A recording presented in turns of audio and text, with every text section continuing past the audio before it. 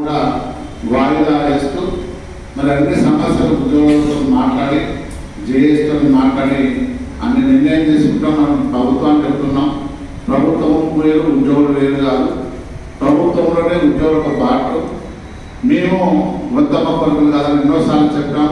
ప్రభుత్వాన్ని మీరు సహకరిస్తున్నాం, మీరు కూడా మాకు సహకరించుకున్నప్పుడు నిన్న సెప్టెంబర్ 1 సిటీఎస్ విద్రోహ దినాన్ని జరుపుకోవడానికి కూడా డిప్యూటీ సీఎం గారి పర్మిషన్ ఇచ్చి సీఎం గారి పర్మిషన్ ఇచ్చి ఆ కార్యక్రమాన్ని జరిపిన సందర్భంలో మీరు నిరసన తెలియజేయడం తప్పలేదు.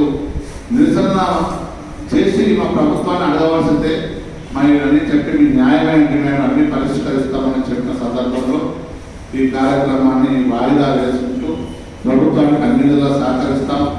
త్వరలోనే పిఆర్సీ కమిటీని రిపోర్ట్ తీసుకొని ఆ కమిటీని కూడా ఆమోదించుకొని మంచి పిఆర్సీ కృషి చేస్తామని అందరూ తెలియజేస్తూ ముగిస్తున్నాము. జై తెలంగాణ, జై